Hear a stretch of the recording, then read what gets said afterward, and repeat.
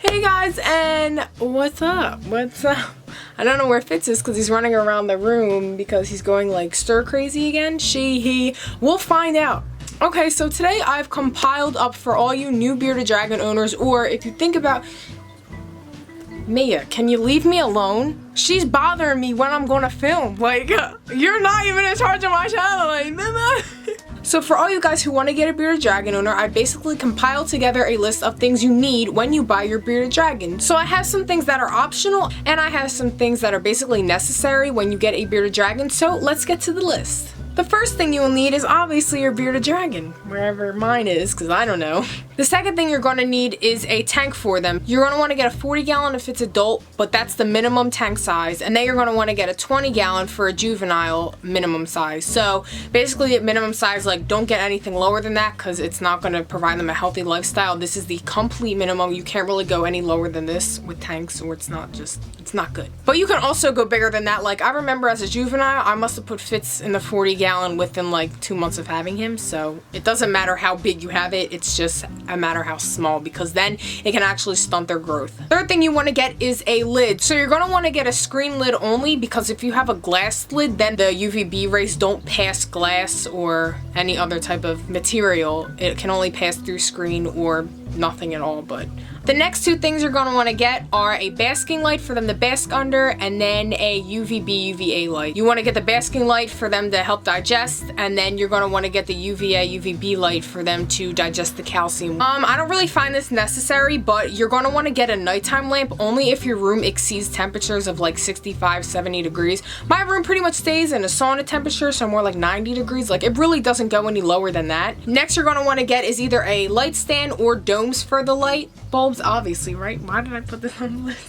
The next thing you want to get is a choice of substrate, whether it is Repti carpet tiles or loose substrate, whatever you prefer. If you guys don't know which one to get, then you should check out my Substrate 101 video, and I cover the pros and cons of every substrate. Next, you're going to want to get some decorations, so plants, structure for them to hide under, and then a structure for them to bask on. So what I have for Fitz to hide under is a log, and then I have a hammock for him to bask on. You want to make sure your basking area is a certain temperature so it allows them to bask properly, and then you want to make sure they have a hideout just in case it gets too hot, because I know Fitz, like, I think he's not cold-blooded anymore. He's like, really does not like the heat. He never wants to be under the basking lamp, and he's always on the shady side. So next you're going to want to get is a food and water dish. Unless you just like throwing the food in there, then be my guest.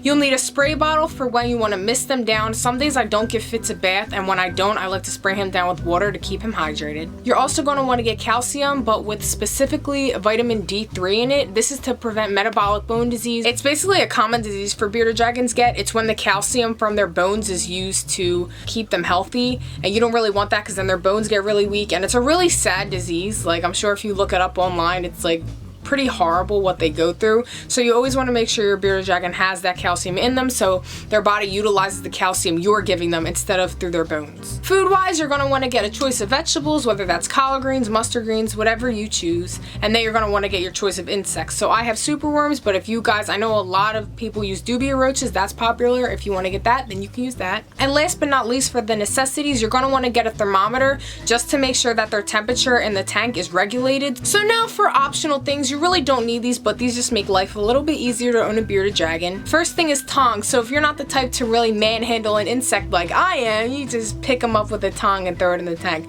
I mean, I don't pick up the crickets, but I'll pick up the worms. You can also get a light timer so it can time the lights and basically turn them on and off for you. Next, if you want to use washcloths to keep by, I love using washcloths because I have them under Fitz's tank, and whenever he makes a mess, it's like quick access. Whenever I need to give him a bath, quick access, and whenever I want to cover him at night, quick access. The next thing is a syringe. I put this in there just in case your bearded dragon needs to be fed medicine at any time in his or her life, or they need to be fed baby food. And last but not least, for optional, is a container. So you guys know from my pet organizing video that I love keeping my stuff organized, so I have a ton of pet containers.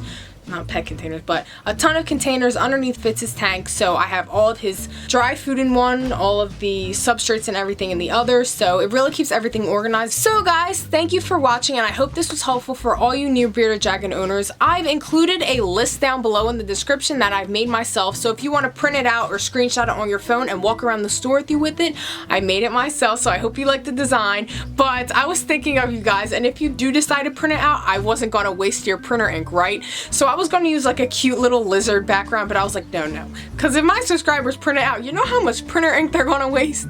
So I basically just did a cool little design in the back, whatever, you know, and I have a list for you guys to make it a lot easier, so you don't have to be in the PetSmart watching my video like, what did she say? So thank you guys for watching, and stay tuned for the next video.